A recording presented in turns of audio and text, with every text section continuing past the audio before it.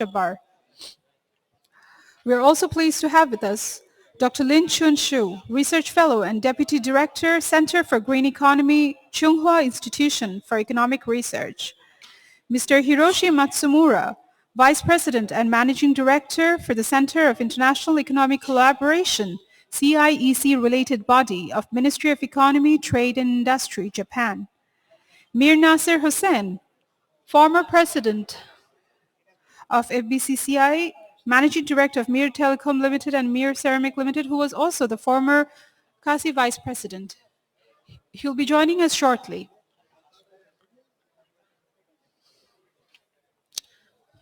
Can I request all the guests to kindly take their seats?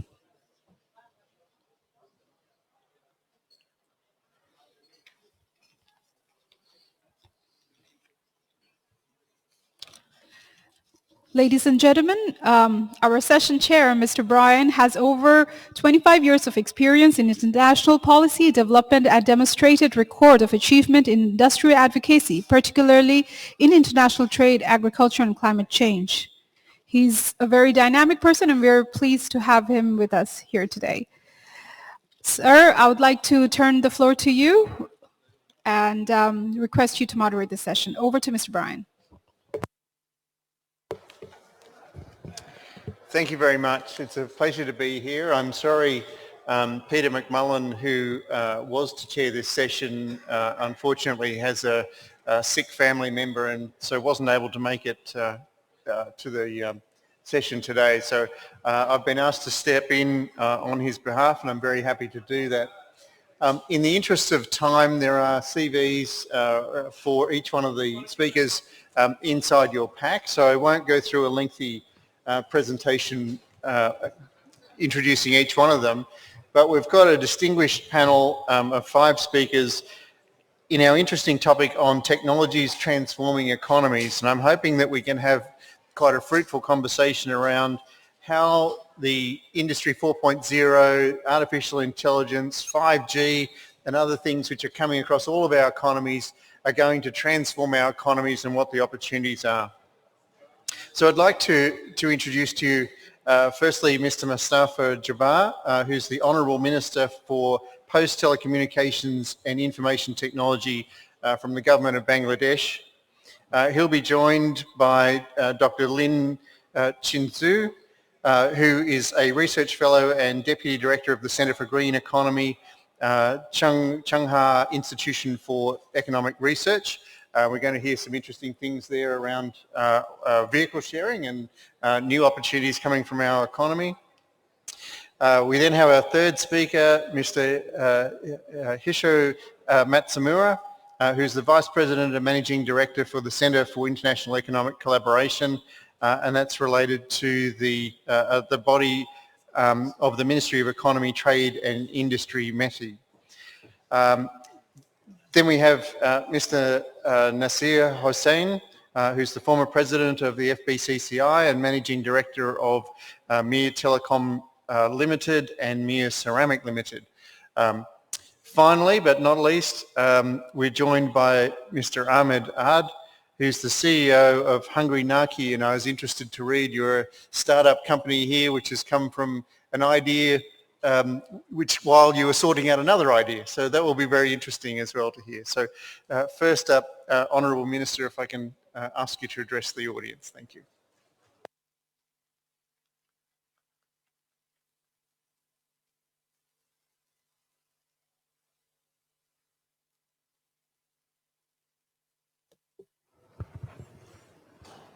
Thank you very much.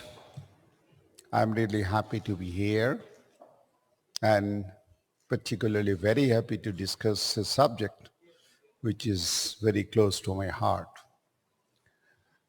What I feel is that the idea which we are discussing is about the economy, the transformation, and the technologies. Bangladesh has a vision. It was declared in 2008, exactly on 12th of December, to make it a digital Bangladesh by 2021. We have already spent around 10 years, and 2021 is very close to us. One of the reasons why we could announce Bangladesh to be the digital is that we have missed the industrial revolution 1, 2, and 3. We are basically a agro-based country. In 1972, the 98% of the GDP income was coming from agriculture. The scenario is changed now. It's only 19%. And one of the big challenge was to cope up with the changes of the world, particularly the industrialization. After 10 years, we can be very proud to say that we are the first country to declare ourselves to be digital. Britain declared it in 2009 in September. India declared Digital India in 2014. And if we compare Bangladesh from 2008 to now, it's a long history. Don't have so much of time to say. But what I can say is that the time we have passed, this was almost as usual. Just there were some changes. There are some analog technologies changed to digital technologies. But I can tell you, in next 5 years, the whole world will be a different world. To our case, I can simply say we have a roadmap of one technology to be introduced is the 5G. People might be thinking that, okay, 5G is something which is like 2G, 3G, 4G mobile telephoning, but I think that's a wrong concept. 5G is not only a voice or data technology. 5G is something which is becoming something like electricity or gas. And it's very important to understand that the industry and the business which we are here now is in a transformation process that when somebody will look for an industry, they will definitely look for electricity and also ask for 5G connectivity. That is going to be the highway of fourth industrial revolution, and that is going to change the way we live. That is going to change the way of doing business, and definitely it is going to develop so much of industrial changes we cannot think of it now. Now we are thinking, okay, there might be some artificial intelligence, there might be some robotics, there might be some big data or something like that, and might think that, okay, I'll have to do something that I don't write on paper, just send an email. It's not that. I think the changes which will be coming is not even thinkable. We can't imagine even what is going to change. And definitely the important thing will be for every country to adapt to the new circumstances. For Bangladesh, challenge is big because we have missed, as I have mentioned, the three industrial revolutions. Also, this is very important that we were late in adopting technology. We were late by 324 years. Printing technology came to the world in 1454, but we got it in 1778. But now it's fortunate that we are not becoming late, particularly in adopting new technologies. We have already tested 5G. We are going to test it further in this year, and by 2020 we will be preparing for the roadmap of 5G. By 2021 we want to just launch 5G, and we understand that all technologies will just surround 5G, and we'll have a different Bangladesh. We'll have a new economy. We call it a digital economy, and this economy has to be developed for every country in their own way. The world is not flat, and it is not going to be the same for every country to adopt it. I have an experience from Spain. I was discussing the impact of technologies, particularly on the basis of 5G. Our Japanese friend said, okay, this is something we are getting, that the cars will be driverless and the world will be so much happy. But I reacted that, yes, that is a very good thing for you because you don't have that much of manpower to drive a car. But for us, particularly for the whole world, it will be very difficult to accommodate 1.2 billion drivers and give them job to earn their food and living. And that's very important. We'll have to understand what technology we should adopt and what we should not. We cannot replace human beings with technologies. Rather, technologies are for human beings. So initially, I just like to say that Bangladesh is aware of the whole circumstances, aware of the whole changes under the leadership of our Prime Minister Sheikh Hasina. Bangladesh has already transformed to be a digital country, but I understand this digitization is the continuation of the third industrial revolution. We are just stepping into the fourth phase. Probably we might be going to the fifth industrial revolution.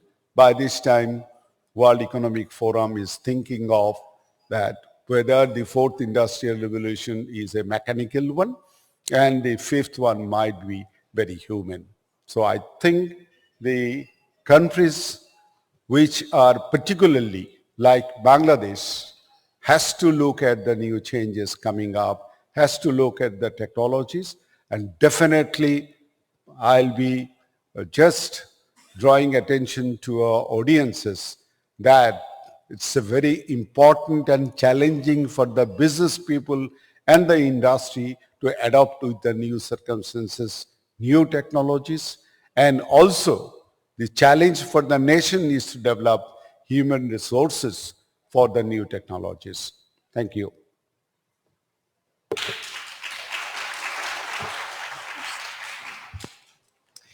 Thank you very much, Honourable Minister. That set us up very nicely. I'm very pleased to hear Bangladesh's vision, but we're going to move on now to Dr. Lin Chunsu, who is going to give us a little bit about what happens with the vehicle sharing economy. So leading on from what you've mentioned. So across to you. Thank you, Brian, and good afternoon, everyone. This is really my honor to be here the first time in the CACCI event and also the first time in Bangladesh to share some experiences and visions we have in Taiwan to achieve sustainability. Okay, and my slides, please. Okay. Yeah, it's my title. I will be more focused on vehicle sharing system in Taiwan.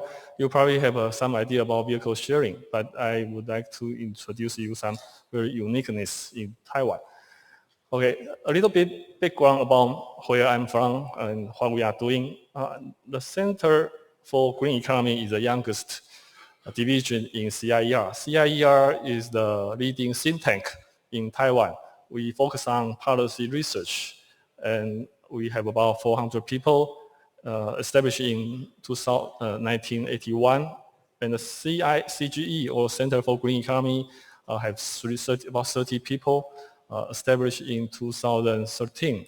And we have been working on all kinds of issues related to environmental protection, green industries, green development, etc. And right now, we are going to the fourth decade in our CIER. I'm also representing a semi-governmental organization called Green Trade Project Office. It's under the Ministry of Economic Affairs. And it's a platform for industries. And we do a lot of activities, including training, education, and also consulting, marketing, etc. And more importantly, we made a lot of international connections. We think green is not something we should do in Taiwan only. We should do that around the world. So in the past several decades in Taiwan, recycling has become part of our lives, daily life. If you have a chance to have a chat with anyone from Taiwan, the delegation, and you will see how much effort we have put in our daily life. But because of the recycling program, the successful recycling program, we also have developed a lot of industries, such as the PET recycling, and right now a lot of companies in Taiwan. Okay, sorry. Okay, sorry, are making jerseys or functional textile out of PET bottles. And we always very proud to say, although we are not able to make it into the FIFA World Cup games, and we always have about more than half of the 32 teams in the game are wearing the jerseys made from Taiwan. Okay, and for the not so valuable plastic, and there are also a few companies working on transform them into fuels. Okay, sorry. Okay, about glass. Okay, glass can be transformed into construction material, and tires can be used for construction materials also, or made into furnitures. And e-waste is a worldwide problem right now. And we, because of very good programs in Taiwan, we are now making it into construction materials or retrieve the precious metal from the e-waste. And in terms of energy sector, and we have a very strong photovoltaic industry in Taiwan, and it's ranked number 2 in the world.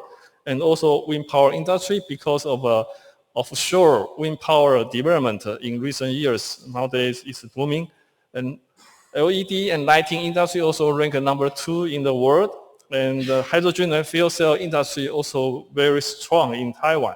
More importantly, energy information and communication system to integrate all the project, all the technology together is very important. And the EV, electrical vehicles, although we don't have a very well-known brand names in Taiwan, but we do have a lot of companies working on parts and system integration. Okay, this is a project we have done in the past. We integrate everything together and to present how we can pursue sustainability in this container. It's like a self-power generated station. All of these industries are happening in Taiwan, but what to do with our daily lives? Okay.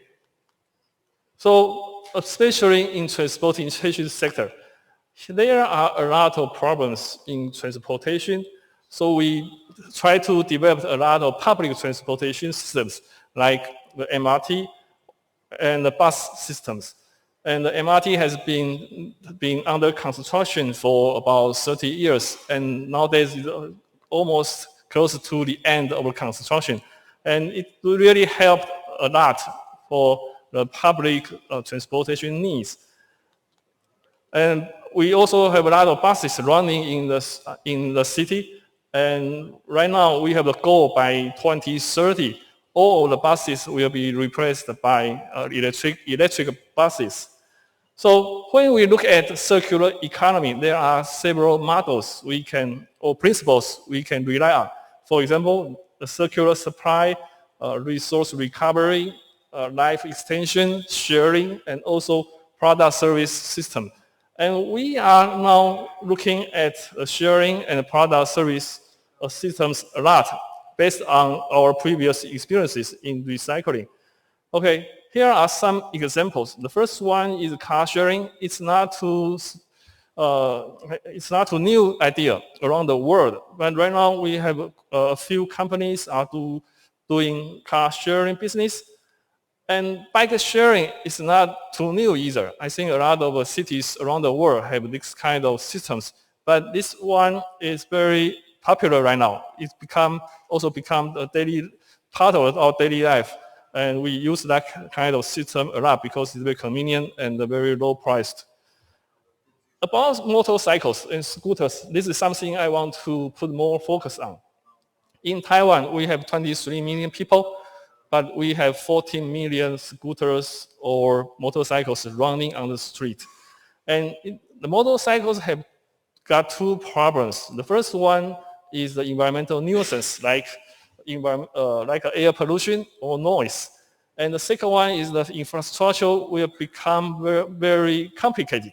Okay, this is just a video clip shot in the city of Taipei.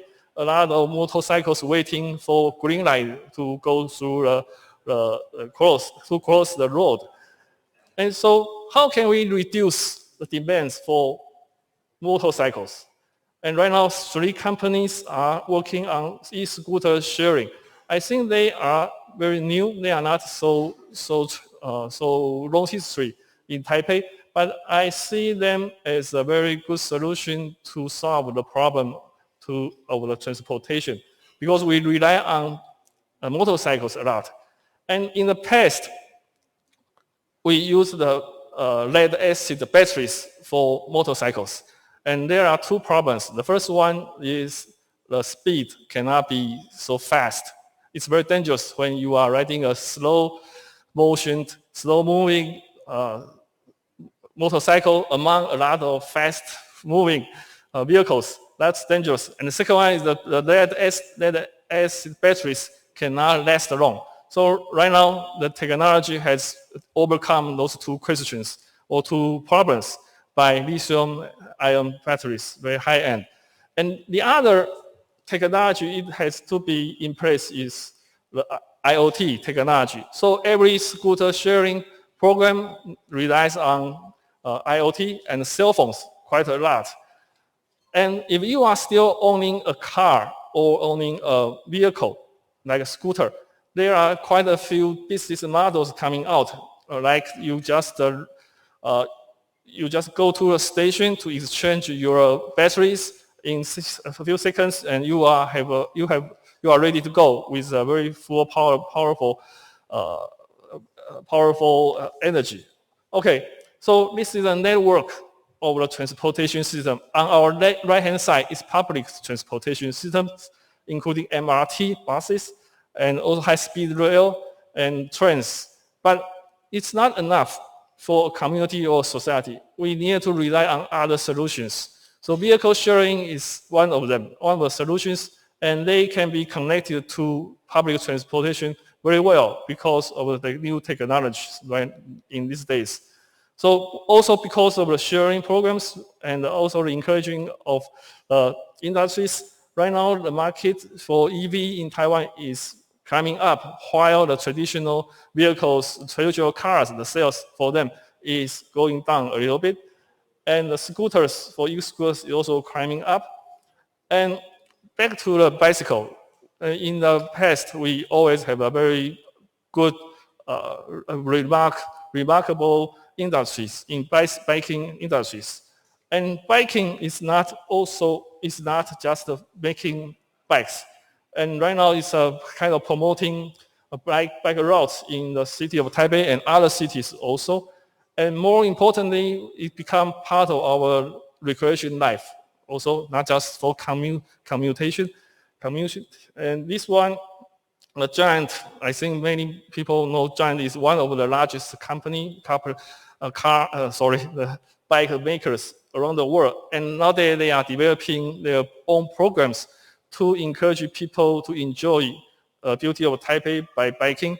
And they are offering many kinds of programs, and it's just depending on how many days you have and how much energy you have, and you can just go there, and they will take care of your luggage, your hotel, transportation, etc. You just go there to bike, exercise, and have fun. And not just that, many other companies are doing that. So that's become part of our life. And I will show you a small video to conclude what I just mentioned above. Okay, the voice, please, the sound, please, higher. Most countries, second only to the energy sector. In 2018, the transportation sector accounted for 12.5 to 14.6% of carbon emissions in Taiwan, and the global transportation sector accounted for nearly 25% of global carbon dioxide emissions. Facing the climate crisis, we must search for low-carbon transportation so we can take steps towards sustainable cities. In Taiwan, as in many other Asian countries, affordable and convenient motorcycles are one of the main vehicles used. However, Taiwan is a small but highly populated island. Its population density even ranks number 3 in Asia. The 36,000 square kilometer island bears more than 14 million motor vehicles, equal to 388 vehicles per square kilometer. Traffic habits cause high carbon emissions and air pollution in Taiwan nowadays. Facing this crisis, Taiwan developed a world-leading electric scooter company. In combination with cutting-edge battery, machine, and IC technology in Taiwan, we continuously provide sustainable and affordable low-carbon transportation solutions. Our goal is to promote a global low-carbon industrial revolution. Besides its technologies and product revolution, Taiwan also extends public transportation all around the nation. The Taipei MRT, for example, began operations in 1996, expanding from 13 stations and 10-kilometer track length to 117 stations with a 131-kilometer-long network in 2019. Until now, it has carried more than 10 billion passengers, substantially decreasing air pollution and carbon emissions in the BAU scenario. In the future, the metro system will extend its coverage by connecting with multiple light rail transit lines. At that time, the track length will increase to 270 kilometers, and ridership per day will also reach 3.6 million, which accounts for 50% of Greater Taipei's population. Furthermore, to extend its service to communities in every corner, we also have collaborated with world-leading bike companies to build the U-Bike system. Now, with the cooperation of Taipei, Keelung, Taoyuan, and Hsinchu, the 3 new green energy sharing transportation plan has been put into operation, comprising 3 types of low-carbon vehicles: U-Bike, electric scooters, and cars. Transportation is the vessel of a city, carrying our imagination into the future. Through technologies and product innovation, and transcendent and inclusive solutions, we can take steps to realize this great and sustainable vision for our cities. Okay, thank you. And I would just like to do some conclusion. So the characteristics of the new technology for sustainability, including a few elements. The first one is it must be low carbon or very green. And the second one, it has to be IoT connected. And the third one is new business model. We don't just have technology. We need a business model to make the best of the new technologies. And the fourth one is a PPP, public and private partnership. And the programs I just mentioned also come out of this idea. And the last one is the international or regional cooperation is very important. We have to do green together. So in Taiwan, we are now have a lot of programs by private sectors or by the semi-government sectors. And we hope to have this kind of vision in the future. It's called industrial ecology in broader sense. Okay, it's an international one. And I think there are a lot of materials or processes going on in Asia. And we are manufacturing a lot of stuff. But we also like to do more exchange and also trade or products, capitals, technology together. So that is it about my presentation. And next time you are in Taiwan, please come to me. I will take you for biking in Taiwan. Thank you.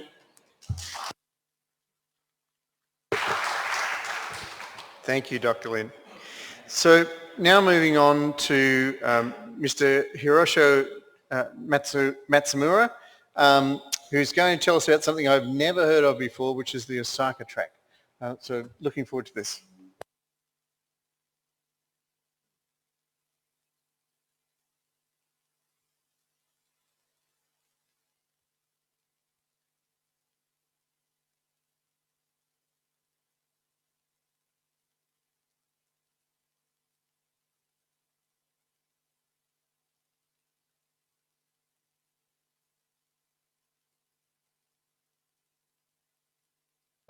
Do we have the presentation loading up?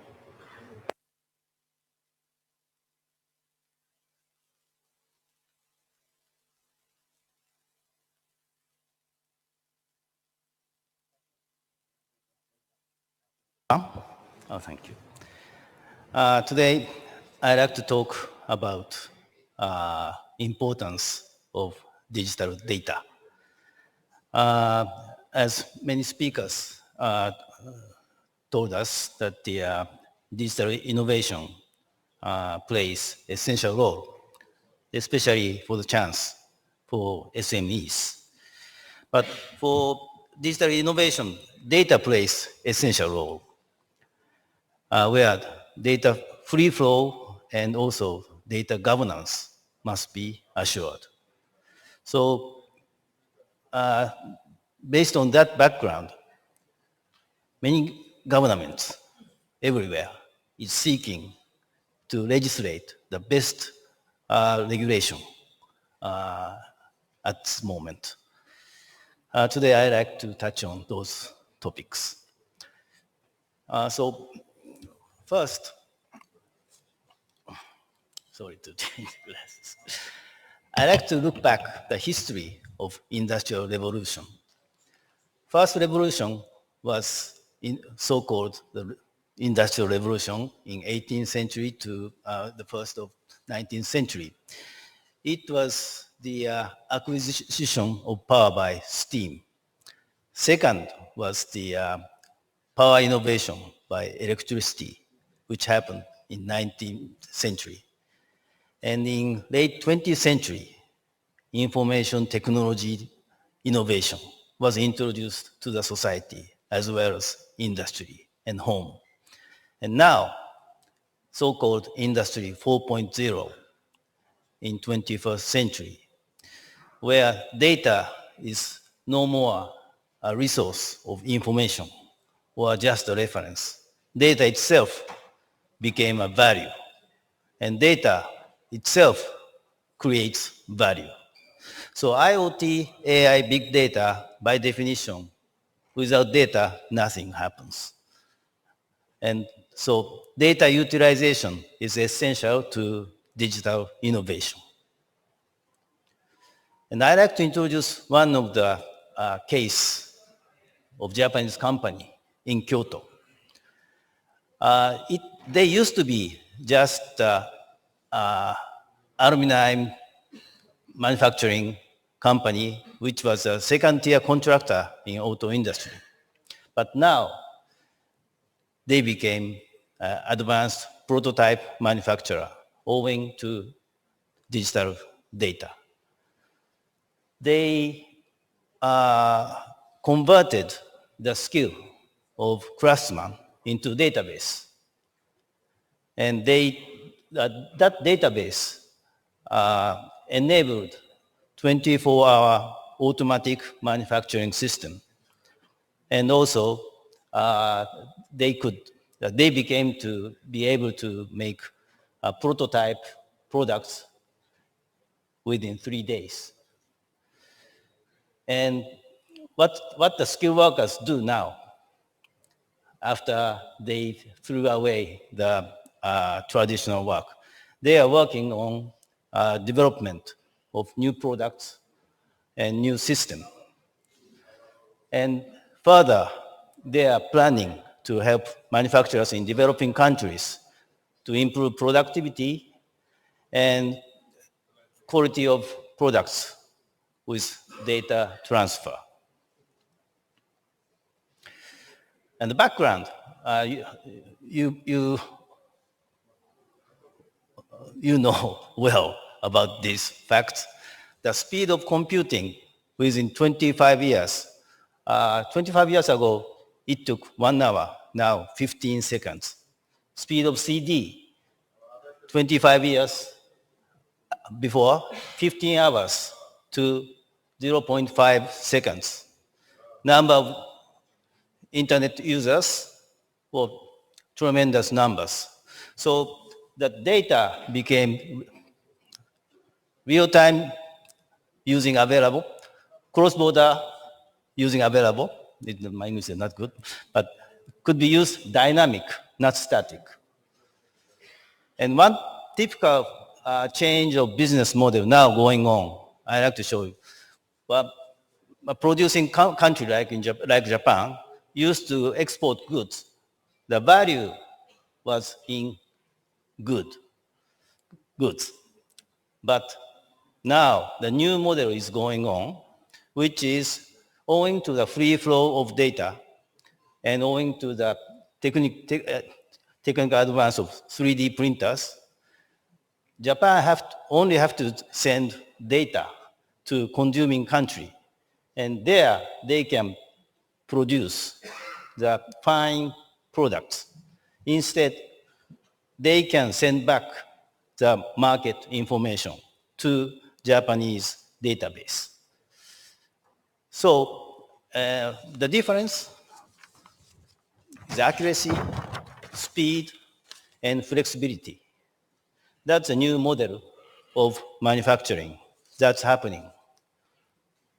But as the increase of data, there happens a potential risk of leakage and hacking.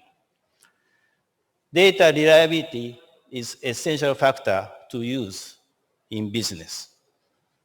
So personal data have to be protected, trade secret have to be protected, cyber security must be defended. In order to do that, we have to introduce some kind of regulation. We call it data governance. But data governance have pros and cons. First,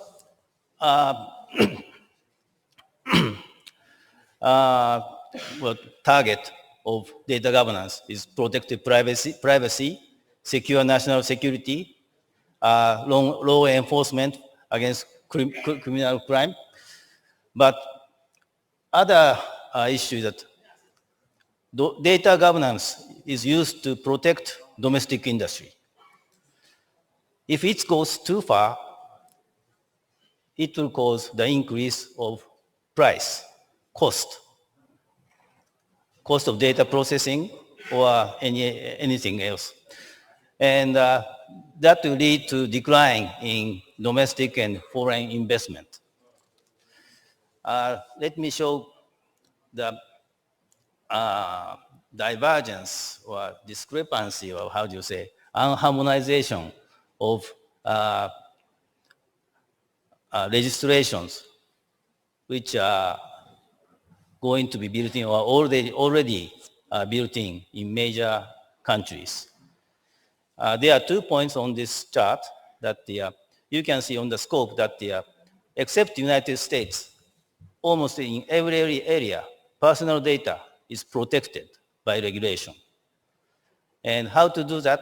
How to regulate? In Japan and in United Unions, cross-border transfer is required by prior consent or adequate level of protection. In China, both approval of government is required in order to make a cross-border transfer. And also, they require domestic storage of data. In Asian countries, I think Vietnam is also requiring domestic storage or some other regulation. But second point is that in China and Vietnam, they require not only personal data, but industrial data as well. In Japan, United States, EU, in terms of industrial data, there are no regulation except for the security reason. The next chart shows that the United States have the principle of freedom in data flow areas as well. But California is going to introduce the regulation on private security next year, January. EU introduced GDPR in 2018, Japan 2017, China 2017, and Asia, most countries under preparation for full implementation now. My point is that we are in the very stage of which way the world is going, whether to control the data flow or with some conditions secure free flow of data. And the Japanese government is initiating so-called Osaka Track, which was decided at G20 this June, which is seeking to develop the discussions at WTO to make some kind of harmony among countries in terms of regulations. But it might not be easy because United States has a philosophy of freedom. China, from our point of view, China seems to have a philosophy that data should be under control of state. So the solution might not be easy, but there should be some kind of progress toward next year WTO ministerial meeting. Finally, under such circumstances, SMEs have to challenge to the world of digital is my last point. Of course, there are challenges that management have to be decisive to introduce to their business model AIs or IoTs. And also, they have to keep in mind that the governance within the company is essential in order to enter into the digital business. Thank you so much.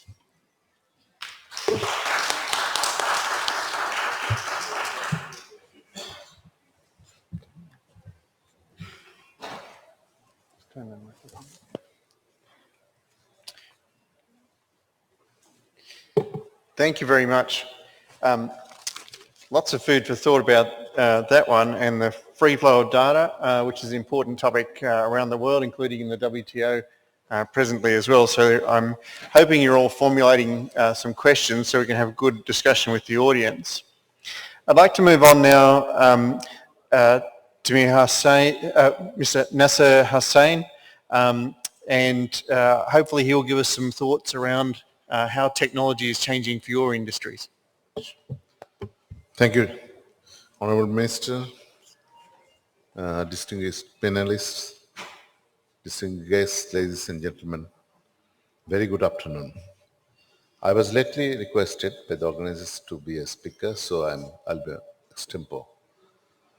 You see, Bangladesh started from the scratch in 1971, and the real transformation of economy started from 2008 when the peasant government was formed in 2008. That government emphasized on three sectors mainly.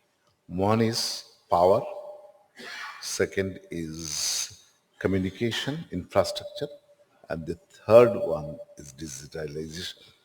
And 2021, Bangladesh is going to be a digital country.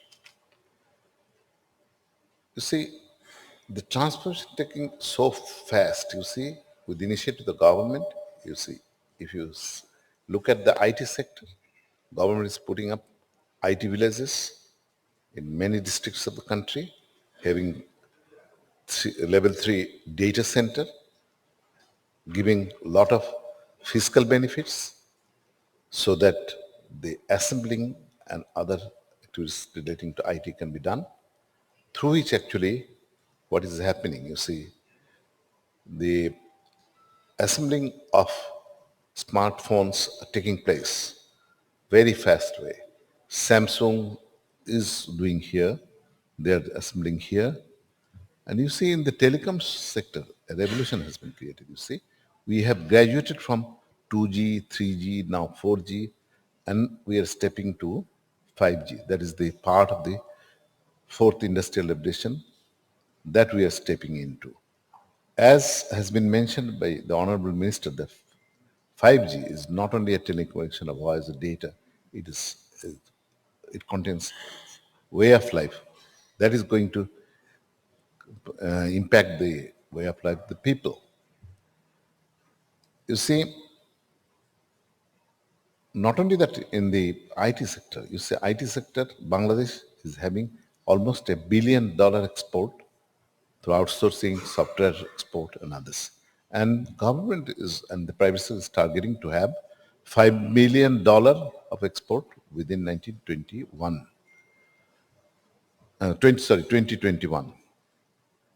You see, if you look at the communication sector, Bangladesh is having, metro rail, and which will be operational within the next 2 years. We are going to have electric trains running from Chirong to Dhaka and Dhaka to Chirong within the next 2-3 years. These are gradually transforming the whole economy, creating job, facilitating the people for movement. In agriculture, you see, adopting the modern technology, including solar power for irrigation, has augmented the whole sector. And you see, if and contemplating to have the smart agriculture, that is going to transform the whole sector within the next few years. Now you see the IoT and smart solutions that are taking place in gradually increasing. You see, managing the city, managing the car parking, managing the water system are taking place. So I can see that within next 5 years, Bangladesh will be really a fully digital country, having all the facilities like robotization, modernization, everything. So Bangladesh is having now a GDP growth of 8.13% per annum. And we are targeting this year 8.2. This has caused, due to the phenomenal development that has taken place in the industrial sector and using the technology. Though we are having a little problem with the employment, we are having a growth, fast growth. That's because we are one of the fastest growing countries in the Asia, and we are among few countries that are recognized by different agencies, internationals, that Bangladesh is going to be one of the most developing country, growth-oriented country. So what happens? We are having little problem with employment. Technology is taking over, robotization, other things are taking place. But white-collar jobs are being created. You see, when I started the telecom infrastructure business in 2008, we were hardly getting skilled people. We started training the people, growing the manpower. Now we have a lot of IT people, programmer, and virtually they're getting jobs outside the country and remitting to Bangladesh. Bangladesh is a story of success. And by the vision of the government, through the vision of the government, Bangladesh is going to be, as you have heard, in 2041, a developed country. A country having a huge population of 160 million, and within a year of 144,000 kilometer of land, square kilometer of land. Just imagine how we are managing. Our farmers are producing almost 100% of the staple food, apart from vegetables, fruits, and other things. It cannot be imagined. And now government has rightly taken up the policy that industry cannot be built on the agricultural land. And government has taken program to establish 100 specialized economic zone through government initiative as well as private sector initiative. That is going to take place, and I hope that Bangladesh is going to take place in the history of the world economy. Thank you very much.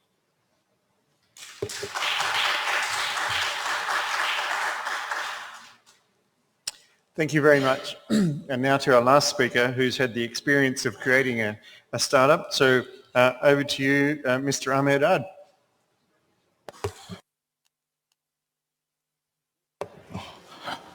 Thank you, Honorable Minister and distinguished panelists and honorable guests. I would like to say a very good afternoon to all of you.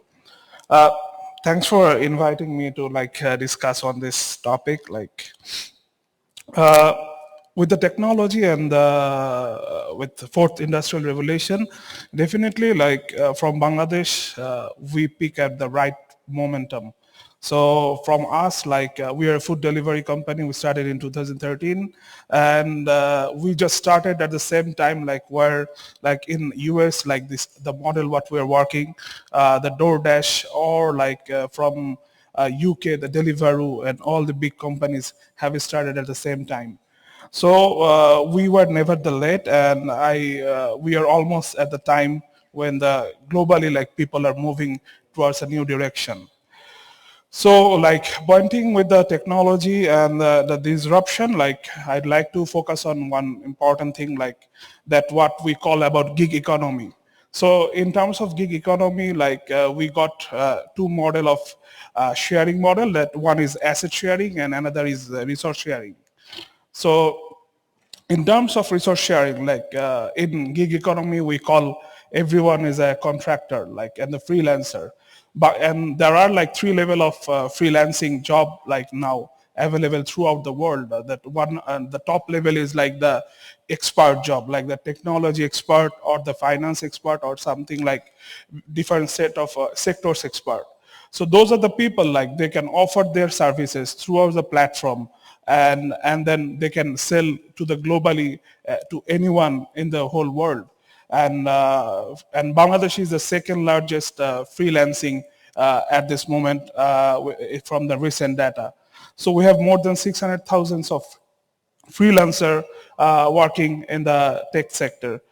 And in terms of in the freelancing, there is another mid-level job what is creating globally, that is a of repetitive tedious job, doing some sort of image editing, sort of data entry, those are a repetitive job that has been outsourced towards the different countries. That is a mid-level of freelancing job is created.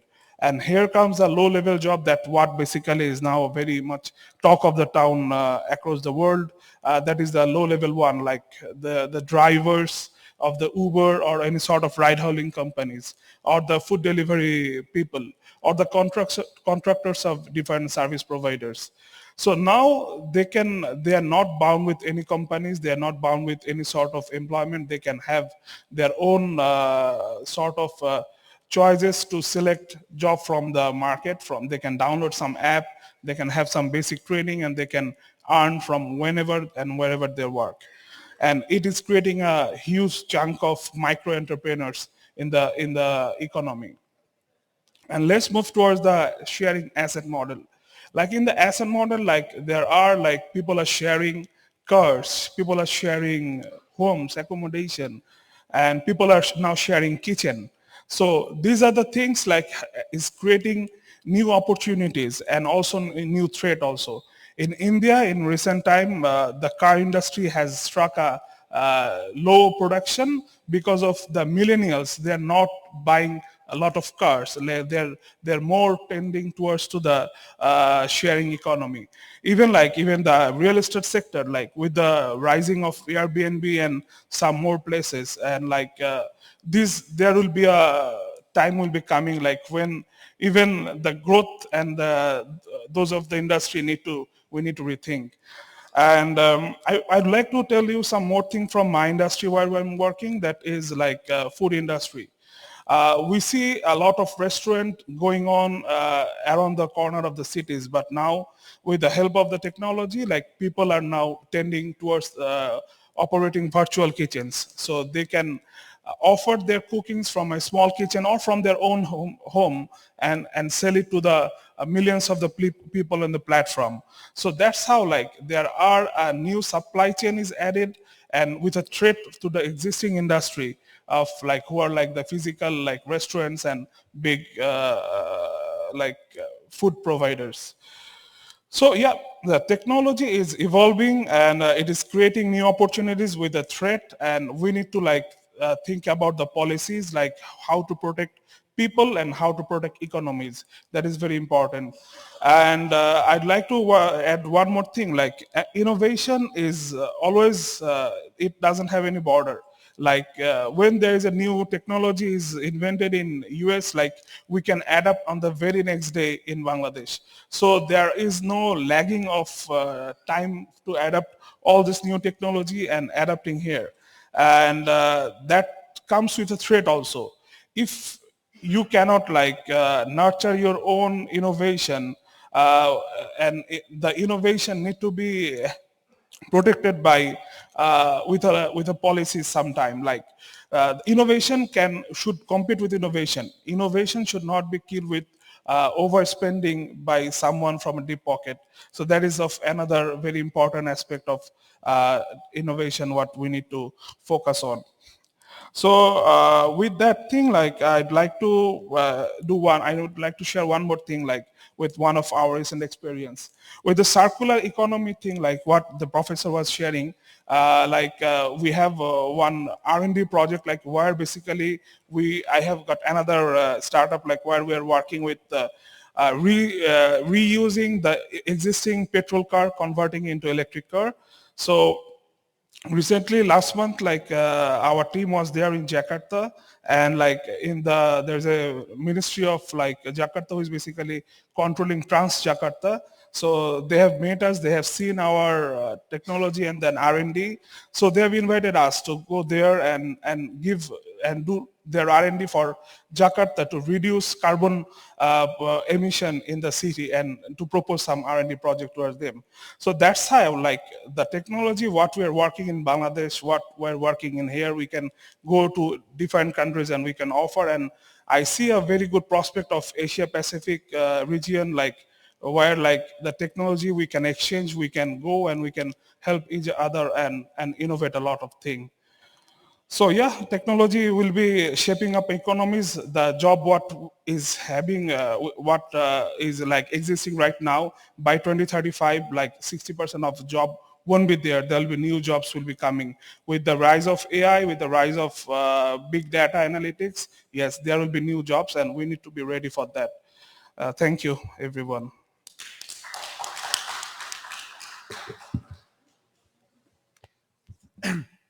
Thanks very much to all of our panellists.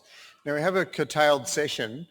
We do have 10 minutes to go, so we can have a few questions. Is there anyone in the audience who'd like to ask a question of any of the speakers? Just please raise your hand and we'll get a microphone to you. Otherwise, I will ask a few questions of the panellists. Everyone's a little shy. All right. So I thought this was a very good session, wide-ranging, of course, in what we're talking about. But fundamentally, IP becomes really important in this. So historically, goods have moved because you could transfer the intellectual property and other things, but we're now seeing in a data world, you're wanting to capture the data so that it doesn't necessarily flow as freely as we might have liked into each one of your sections. How do you see the data flows and the IP protection issues that come with a digital economy like we're talking about? How is that going to be realised within Bangladesh and developing nations generally? So over to best qualified panel members.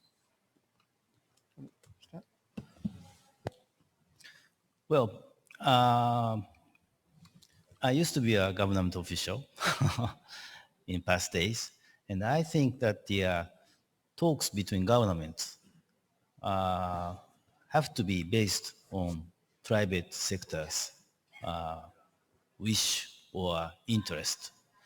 So what kind of result becoming depends on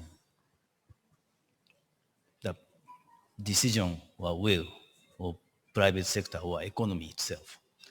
Like this organization, CACCI, have some kind of momentum to super rule or make the rule or make proposal to government. It will be a big power.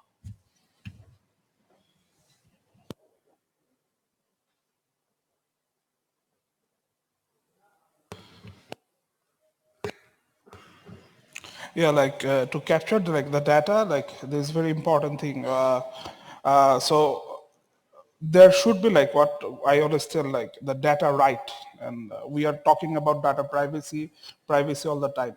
And there is very one important thing, like why we need to address the data right, like whose data belongs to whom, and what should be the outcome, and how we can utilize those data. So like capturing data is like in terms of, this is the main asset of all the tech companies in the whole world, like, and that's very important and vital to use in a sensible way. And definitely like I'd like to address one important thing for why like people are utilizing the data. Uh, in just a few days back, like Google has like banned to use any sort of political ad in the Google's ad network. So that data was like utilization was in a way so that can like enforce people's opinion. So that's how like people need to be more sensible towards the utilization of the data all the time. So capturing data is always a very important, like the whom's the data is belong to, we need to take the permission from them, is very important part of our system. And then like utilizing the data is another permission. It should be taken and should be under a good policy.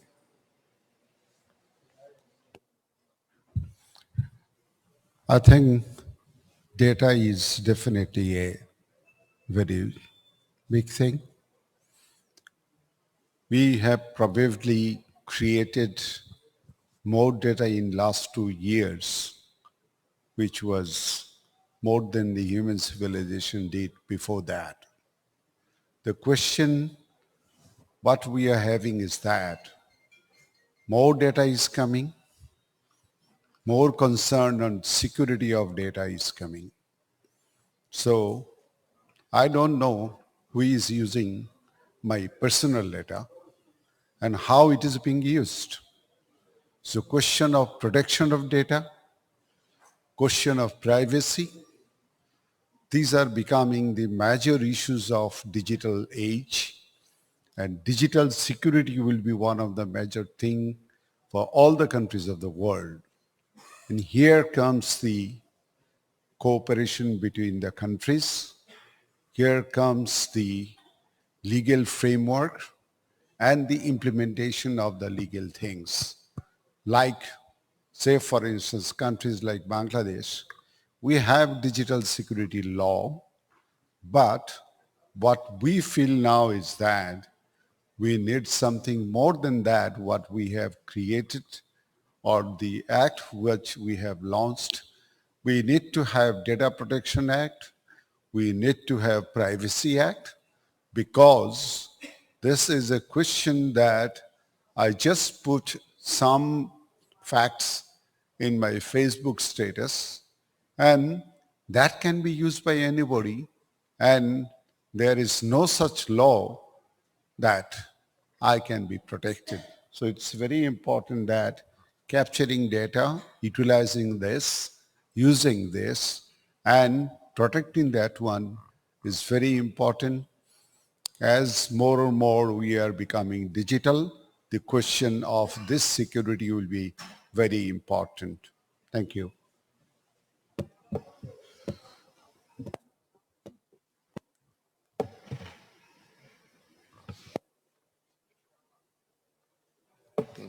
I see. Technology is bringing some more things like cyber security. Bangladesh experienced very a bad we have a bad experience for last couple of years. We had so many hacking, and country suffered, and the image was tarnished, you see. So two things should be done. One, the proper law to be in place, And capacity building, both in the private and public sector, has to be done to combat with this crime and to ensure cyber security. Thank you. Yeah, I just like to mention two points. The first one is the governmental role is very important. Just like environmental protection or any green issues, if the government doesn't initiate regulation or standards, then it won't happen automatically. Once the regulations or standards are there, the business or private sector will follow, and even the business will come out for that kind of standards.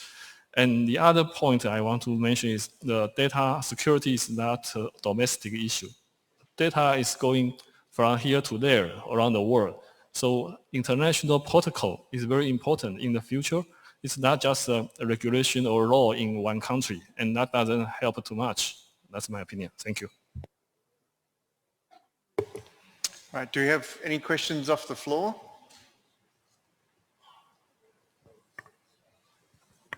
No, not yet. I might just ask a very quick question and short response from the panel too.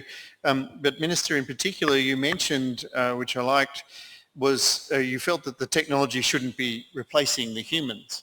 But in many developing countries, their advantage has been low-cost labour.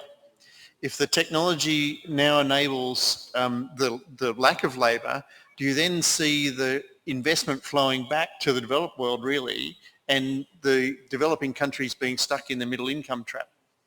How can we overcome that? It's just a short question.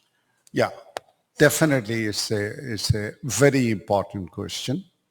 As I have mentioned, like I can say, Bangladesh is one of the major exporter of garbage products. That's because of our cheap labor, and that can be replaced by software and robots.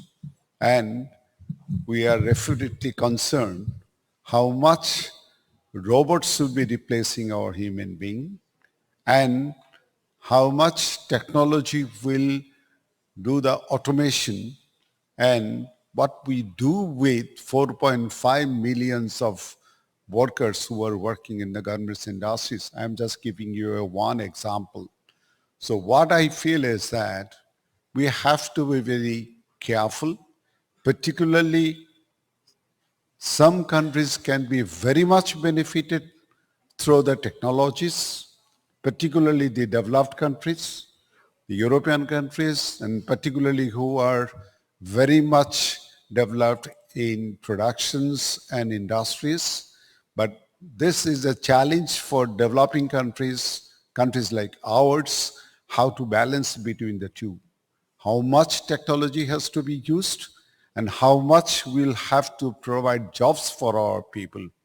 One of the major thing what I feel is that most of the countries like Bangladesh will be having normally educated people just being graduated from the universities and creating employment for the existing graduates is a big challenge. And when Mr. Hart said that there will be more changes in jobs, like 60% of job will be just abolished by 2035. What do we do with that? So it's very important that we make a balance. The strategy and the policy has to be formulated in a way, and major role of just shaping it up is both from the government and the private sector. The industries will have to think of how far they should be going for robots, how far they should be going for the technologies, and how far they should be depending on the human beings. What I personally feel, technology will definitely not be a replacement of human beings. Humans will be human. Human will remain human. We have to utilize them. One of the major challenges to just human the human resources. The humans are to be developed and to be created for the capable of doing things in fourth industrial revolution. That's the challenge that we have to move in.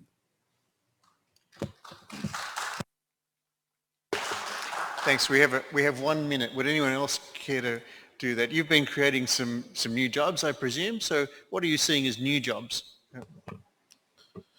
Yes, definitely, like technology is going to replace a lot of jobs, definitely. But there's very important thing, like what we see, whether it will increase our quality of life. That is very important. We need to ascertain. So the quality life of the people will be very important to in terms of in the coming days with the adoption of technology, and with a reduction of job and a lot of manpower in the repetitive job will be there, but there would be a new jobs and there will be more creative jobs. We need to innovate so that those people should not be jobless. And it's very important thing, like there should be a very important dialogues among the countries. Big countries should happen so that with a very fast adoption of technology should not replace a big chunk of unskilled labor, and that should not be a big burden for any sort of countries in the whole world. So it is a common dialogue. It's a dialogue, is continuous dialogue is happening across the globe and among the technology leaders and the political people and the governments. So I guess like we will find a way, definitely in way forward for that. Thank you. And on ride sharing and circular economy, is there jobs being developed out of that? Yeah, sure. It's we have some estimation about how many jobs or GDP can be produced by recycling or green circular economy in the past. And I think the trend is just growing and growing. And circular economy is somehow related to the global society. I think it's the trend, and it's must be. It's not a choice. It's a must be direction. So we think in the future we don't need to talk about circular or green anymore. Maybe in a few decades later, because everything is circular, everything is green, and at that time, I think we have another stage in our economy. All right, we've run out of time, but can I ask you all to join me in thanking our distinguished panel and the very interesting points they've made for us today. Thank you. Thank you, Mr. Chairman, and our distinguished speakers, as well as the Honorable Minister, for shedding very valuable light on this issue of emerging technologies and how they can have the power to transform economies. Ladies and gentlemen, can I request the session chair, Mr. Brian Clark, to come forward to present the token of appreciation to our distinguished speakers. Can I also request the President of FBCCI and Vice President of CACCI to please join us on stage to present the token of appreciation.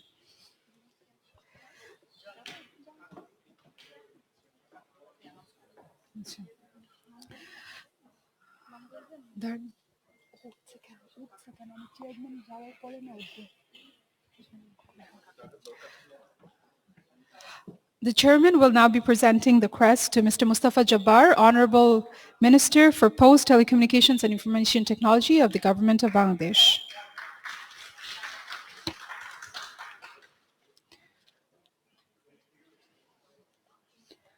Next. May I request the chairman to present the next crest to Dr. Lin Chun Shu, Research Fellow and Deputy Director of Center for Green Economy of Tsinghua Institution for Economic Research.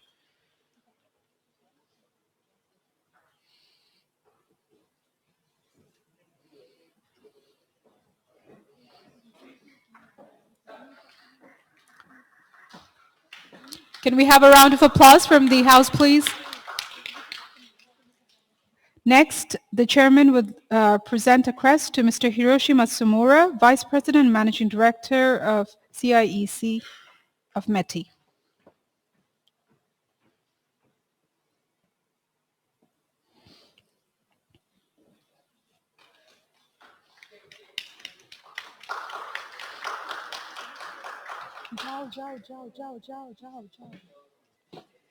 Next, the chair will present the crest to Mir Nasir Hussain, former president of FBCCI and former vice president of CACCI.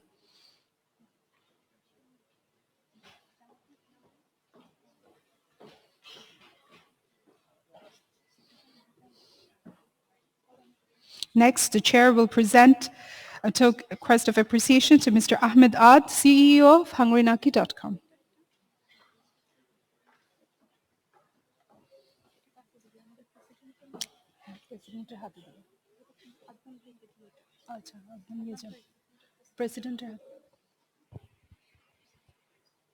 Next, I would like to request the President of FBCCI to present the token of appreciation to our distinguished chair, Mr. Brian, for moderating the session.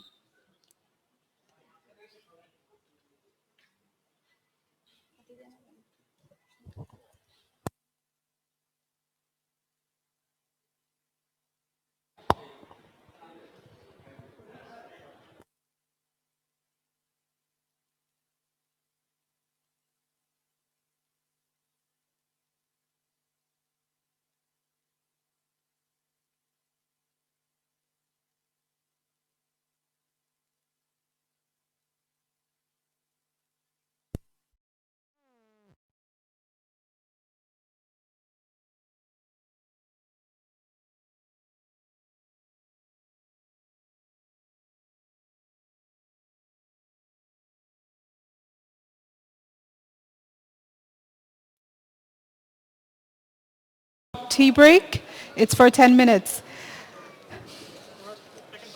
Ladies and gentlemen, the next session would be on In Pursuit of Equitable and Sustainable Growth. It would be chaired by Mr. Pradeep Kumar Shrestha, CACCI Vice President and former President of FNCCI. We'd like to request all the guests present to kindly join us in 10 minutes. Thank you.